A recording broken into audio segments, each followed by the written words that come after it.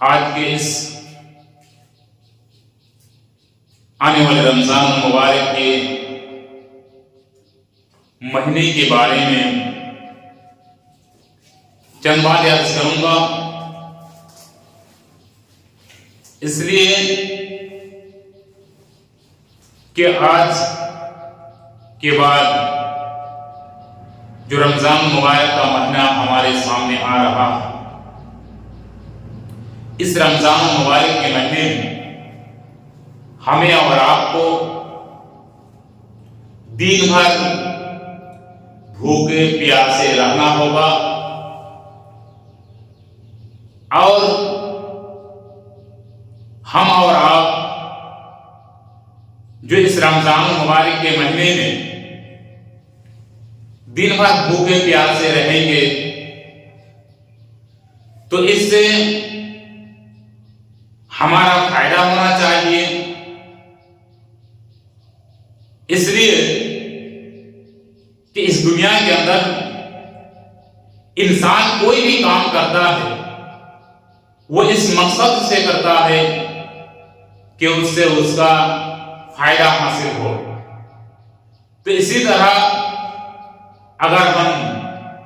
رمضان المبارک کے مہینے کا اگر روزہ رکھیں گے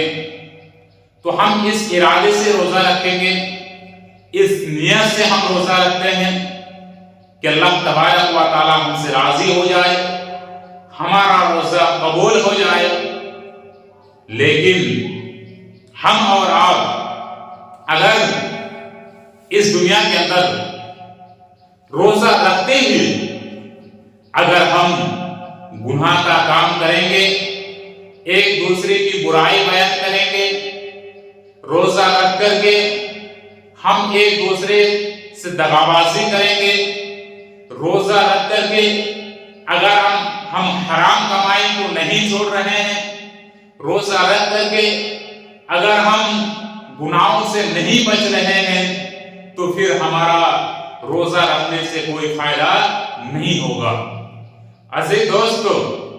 ہمارا ایک ہی مقصد ہے کہ ہمارا روزہ قبول ہو جائے، لیکن اس دنیا کے اندر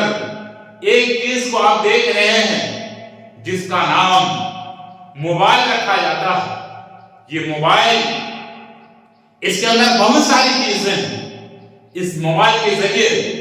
انسان اچھا خاصا فائدہ حاصل کر لیتا ہے۔ اس موبائل کے ذریعے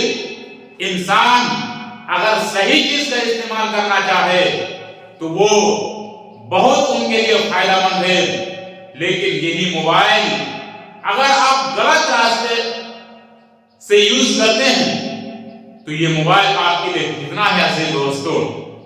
ایک حدیث کے اندر سنن نسائی کے اندر اللہ کے نبی صلی اللہ علیہ وسلم بیان کرتے ہیں کہ کم من صائم لیس لہ من صیامہ الا الظمأ، کہ اس رمضان مبارک کے مہینے میں بہت سے ایسے روزہ دار ہوں گے جس کو بھوکے پیاسے کے علاوہ کچھ نہیں ملے گا، یعنی بہت سے ایسے روزہ دار ہیں جس کو بھوکے پیاسے کے علاوہ نیکی ذرہ برابر بھی نہیں ملے گی۔ وَكَمْ مِنْ قَائِمٍ لَيْسَ لَهُ مِنْ قِيَامِهِ إِلَّا السَّحَرُ، اس رمضان مبارک کے مہینے میں بہت سے ایسے روزہ دار ہیں، بہت سے ایسے تراویح پڑھنے والے ہیں کہ اس کو رات جاگنے کے علاوہ کچھ نہیں ملتا۔ آپ اس رمضان مبارک کے مہینے میں روزہ بھی رکھ رہے ہیں، نمازیں پڑھ رہے ہیں، تراویح کا بھی اہتمام کر رہے ہیں، قرآن کی تلاوت بھی کر رہے ہیں، اس کے علاوہ بھی آپ کو بھوکے پیاسے کے علاوہ کچھ نہیں ملتا۔ اب ہم سنن ابن ماجہ کی حدیث کو کھولتے ہیں، تب ہمیں پتہ چلے گا کہ ہمیں بھوکے اور پیاسے کے علاوہ کچھ کیوں نہیں ملے گا۔ عزیز دوستو، ثوبان رضی اللہ تعالیٰ عنہ اس حدیث کے راوی ہیں، عن ثوبان رضی اللہ تعالیٰ عنہ قال قال رسول اللہ صلی اللہ علیہ وسلم، حضرت ثوبان رضی اللہ تعالیٰ عنہ اس حدیث کے راوی ہیں، وہ بیان کرتے ہیں کہ میں نے اللہ کے نبی صلی اللہ علیہ وسلم کو فرماتے ہوئے سنا کہ لا اعلمن اقواما من امتی یأتون یوم القیامت بحسنات امثال جبال تہامہ، یعنی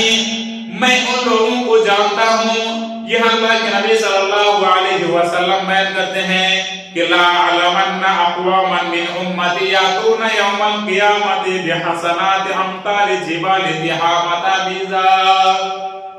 میری قوم کے اندر کچھ لوگ ایسے ہوں گے میں ان کو جانتا ہوں، وہ کون سے ایسے لوگ ہوں گے کہ یأتون یوم القیامت بحسنات امثال جبال تہامہ، کہ کل قیامت کے دن وہ پہاڑ کے برابر نیکیاں لے کر کے آئیں گے،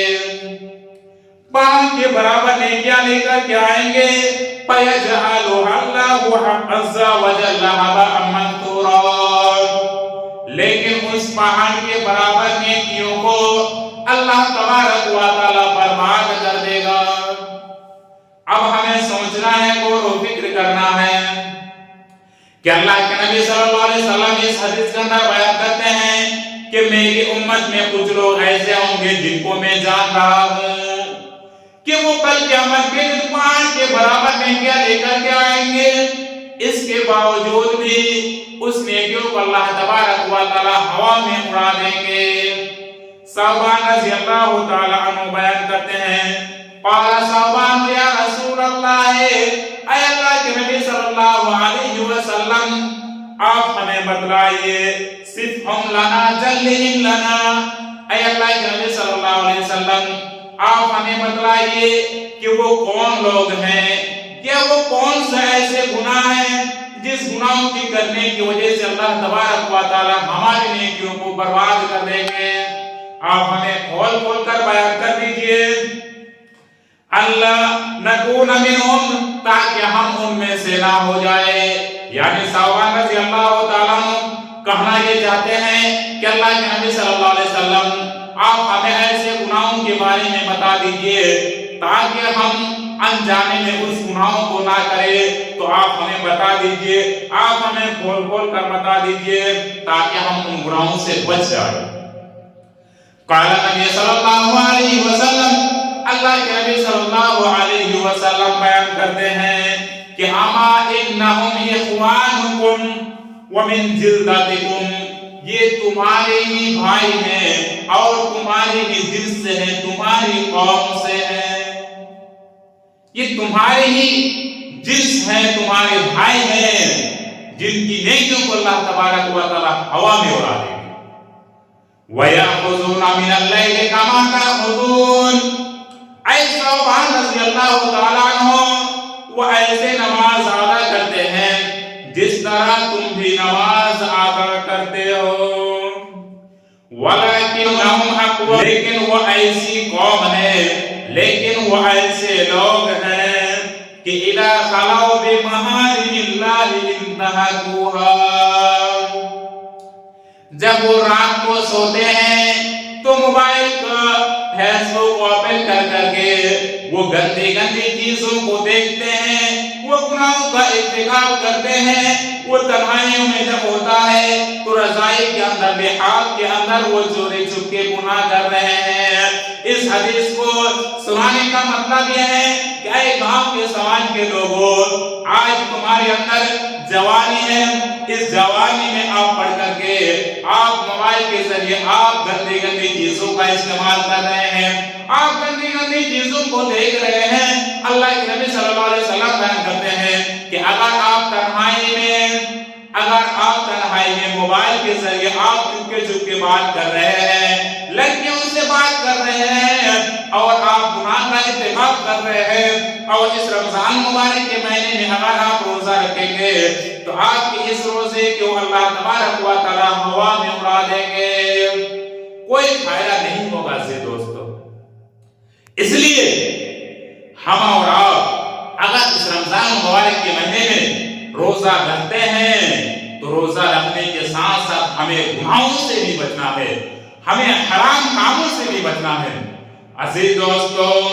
ایک حدیث کے اندر اللہ کے نبی صلی اللہ علیہ وسلم بیان کرتے ہیں کہ میں جب منبر پر چڑھا، پہلی سیڑھی پر جب میں نے قدم رکھا تو میں نے آمین کہا، پھر اس کے بعد دوسری سیڑھی پر جب میں نے قدم رکھا تو میں نے پھر آمین کہا، اس کے بعد جب تیسری سیڑھی پر میں نے قدم رکھا تو میں نے آمین کہا۔ صحابہ کرام نے پوچھ دیا کہ اللہ کے نبی صلی اللہ علیہ وسلم، آپ نے پہلی سیڑھی پر جب چڑھے تو آپ نے آمین کیوں کہا؟ اللہ کے نبی صلی اللہ علیہ وسلم بیان کرتے ہیں کہ جبریل نے ان لوگوں کے لیے بد دعا کی کہ جن کو اللہ تبارک و تعالی نے رمضان مبارک کا مہینہ نصیب فرمایا، اس کے باوجود بھی وہ اپنے گناہوں کی بخشش نہ کرا سکا، تو ایسے لوگوں کے لیے بربادی ہے، خرابی ہے۔ تو جبریل نے بد دعا کی تو میں نے آمین کہا۔ پھر صحابہ نے عرض کیا کہ اللہ کے نبی صلی اللہ علیہ وسلم،